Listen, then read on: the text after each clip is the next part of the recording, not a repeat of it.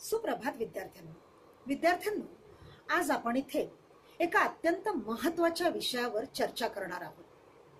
आणि हा अत्यंत महत्त्वाचा विषय म्हणजे पुढच्या महिन्यात होणारी तुमची सेकंड सेमिस्टर एक्झाम.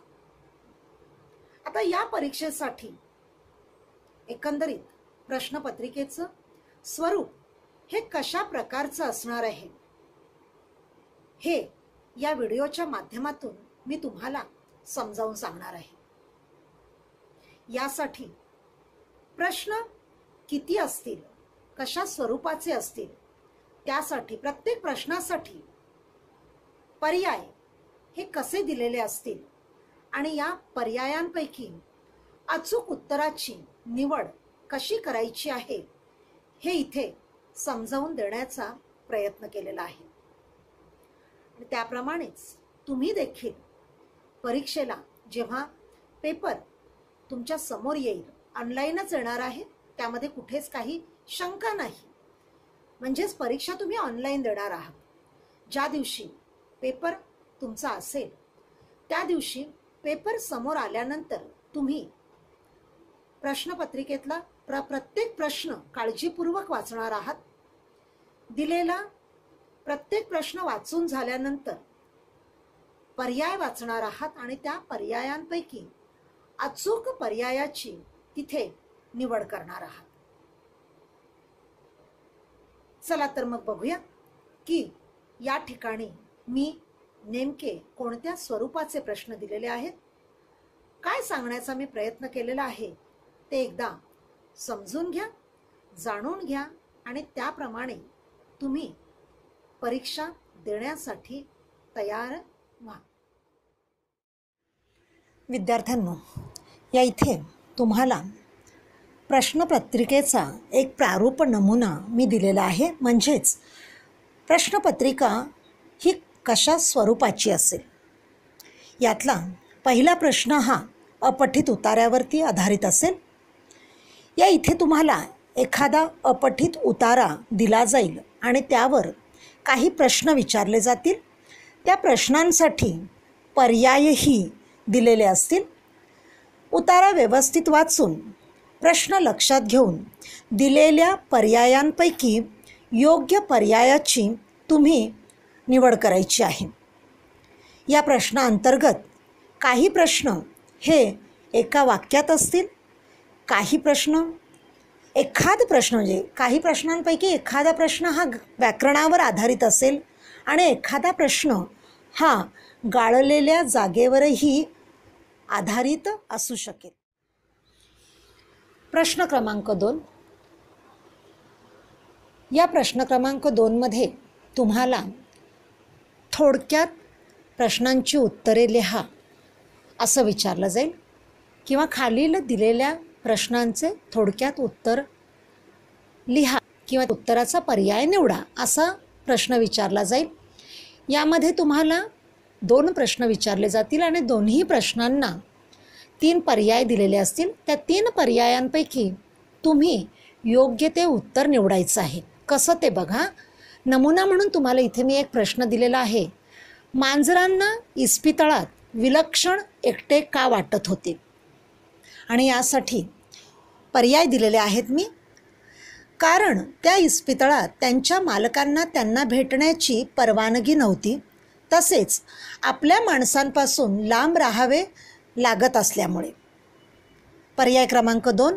हे प्राणी माणसाळलेले असल्यामुळे त्यांना तिथे म्हणावी तितकी माणसे दिसत नसल्यामुळे एकाकीपणाची भावना जाणवत असल्यामुळे. आणि पर्याय क्रमांक 3. त्यांना घरी आपल्या माणसांकडून लाड पुरवून घेण्याची सवय झालेली होती म्हणून.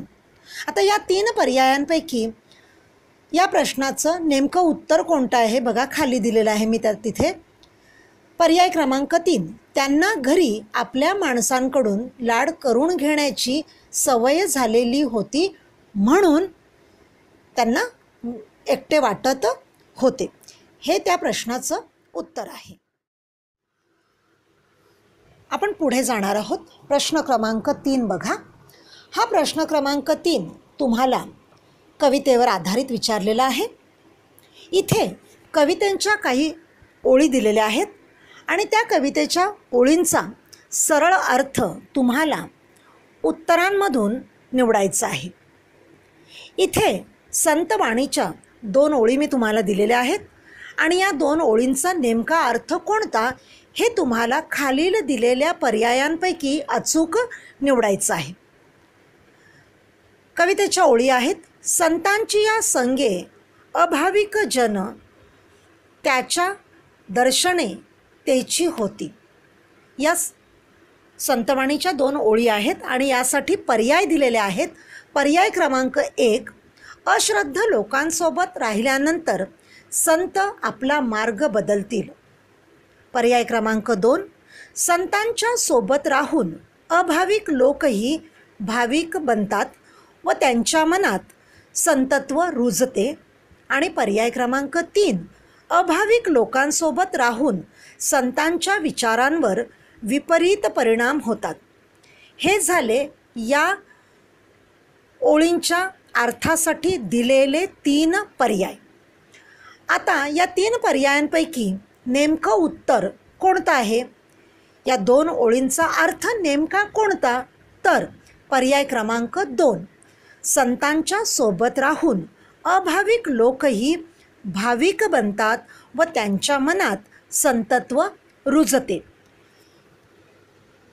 पर्याय क्रमांक 2 हे उत्तर या 2 ओळींचं अचूक उत्तर आहे असं तुम्हाला निवडायचं आहे. त्यानंतर आपण पुढच्या प्रश्नाकडे जाणार आहोत. पुढचा प्रश्न क्रमांक 4. हा प्रश्न रिकाम्या जागांसाठी असेल. या प्रश्नामध्ये केवळ पाठावरच आधारित नाही तर कवितांवर आधारितही तुम्हाला काही वाक्य आणि ओळी दिल्या जातील. त्यासाठी सुद्धा पर्याय असतील. त्या पर्यायांमधून अचूक उत्तर तुम्ही निवडायचं आहे. उदाहरण म्हणून तुम्हाला मी इथे एक वाक्य दिलेलं आहे बघा. प्रश्न क्रमांक 4, योग्य पर्याय निवडून रिकाम्या जागा भरा.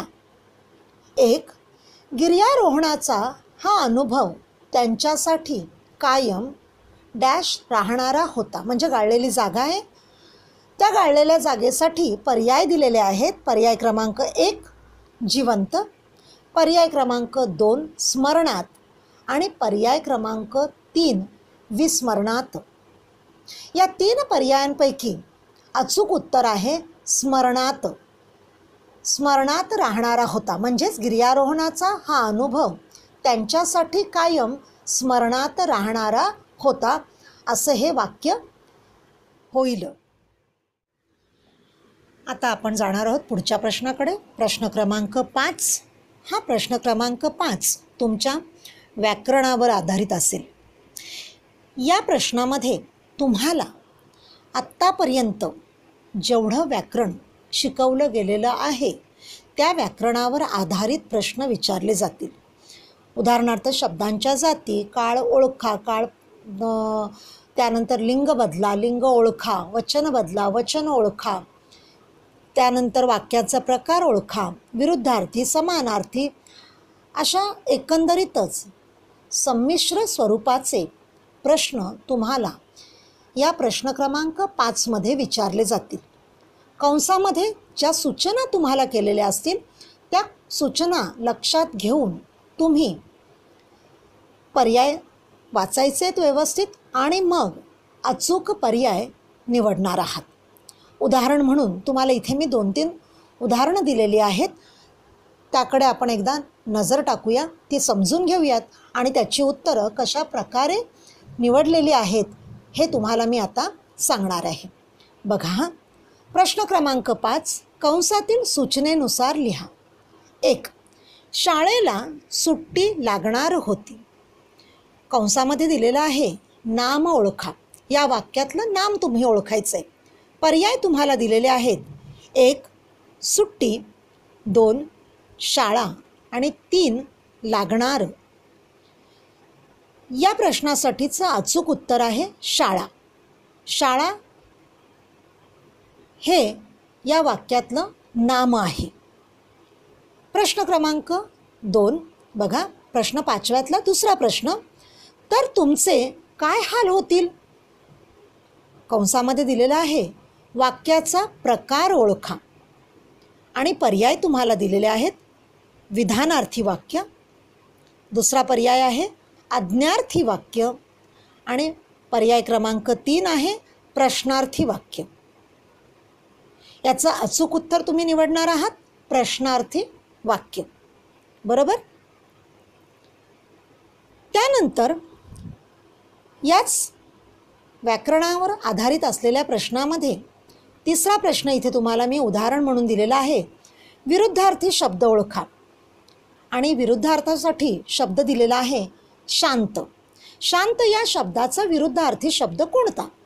यासाठी पर्याय आहेत स्वस्थ, अस्वस्थ आणि अशांत. या प्रश्नाचं अचूक उत्तर आहे अशांत. म्हणजेच अशांत या उत्तराची इथे निवड करण्यात आलेली आहे. अशा स्वरूपाचा जर तुम्हाला प्रश्न आले तर तुम्ही अशा पद्धतीने उत्तरांची निवड करणार आहात. आता विद्यार्थ्यांनो, शेवटच्या प्रश्नाकडे आपण येणार आहोत आणि हा शेवटचा प्रश्न तुमचा लेखन कौशल्यावर आधारित असणार आहे. म्हणजेच उपयोजित लेखनावरती आधारित असणार आहे. एरवी आपण निबंध, पत्रलेखन, कथालेखन लिहितो, बरोबर. ती लिहायला तुम्हाला दिली जाते. एखादा तसा विषय तुम्हाला दिला जातो आणि तुम्हाला लिहा म्हणून सांगितलं जातं. पण इथे आपण ऑनलाईन एक्झाम देत असल्यामुळे, परीक्षा देत असल्यामुळे इथे तुम्हाला याच उपयोजित लेखन प्रकारावरती काही प्रश्न विचारले जाणार आहेत आणि त्या प्रश्नांची अचूक उत्तर विचारपूर्वक तुम्ही निवडणार आहात. उदाहरण म्हणून तुम्हाला इथे मी 2 प्रश्न दिलेले आहेत आणि त्या 2 प्रश्नांपैकी पहिला प्रश्न आहे, तुम्ही जेव्हा एखाद्या अधिकाऱ्याला पत्र लिहिता तेव्हा ते पत्रलेखनाच्या कोणत्या प्रकारात मोडते? प्रश्न समजून घ्या. पर्याय त्यासाठी दिलेले आहेत 1 औपचारिक पत्रलेखन आणि पर्याय क्रमांक 2 अनौपचारिक पत्रलेखन. आता हे पत्रलेखनाच्या कुठल्या प्रकारामध्ये मोडतं? तर उत्तर निवडलेलं आहे औपचारिक पत्रलेखन. मला वाटतं लक्षात आलं असेल तुमच्या. या व्यतिरिक्त आता इथे मी तुम्हाला पत्रलेखनावरती आधारित प्रश्न विचारलेला आहे. तिथे कदाचित तुम्हाला परीक्षेमध्ये कथेवरही प्रश्न विचारला जाऊ शकेल, निबंधावरही वेगवेगळे प्रश्न विचारले जाऊ शकतील किंवा मग पत्रलेखनावरच अजून वेगळ्या स्वरूपाचेही प्रश्न विचारले जाऊ शकतील. तेव्हा प्रश्न काळजीपूर्वक वाचायचा आहे आणि त्याचं अचूक उत्तर निवडायचं आहे. या उपयोजित लेखन प्रकारावरच आधारित दुसरा प्रश्न काय आहे तो बघा. प्रश्न दुसरा, निबंध म्हणजे काय? आणि पर्याय आहेत एखाद्या विषयावर आपल्याला सुचलेल्या विचारांची योग्य जुळणी करणे. पर्याय क्रमांक 2 विचारांची मनाप्रमाणे मांडणी करत जाणे. आणि पर्याय क्रमांक 3 एखाद्या दिलेल्या विषयाची असंबंध मांडणी करणे. या 3 पर्यायांपैकी निबंध म्हणजे काय या प्रश्नाचं अचूक उत्तर आहे एखाद्या विषयावर आपल्याला सुचलेल्या विचारांची योग्य जुळणी करणं. म्हणजेच पर्याय क्रमांक 1 हे या प्रश्नाचं उत्तर आहे. विद्यार्थ्यांनो, हा झाला तुमचा सेकंड सेमिस्टरच्या पेपरचा पॅटर्न. अशा प्रकारचा पेपर पॅटर्न असेल. थोडंसं वेगळ्या स्वरूपात प्रश्न विचारले जाऊ शकतील.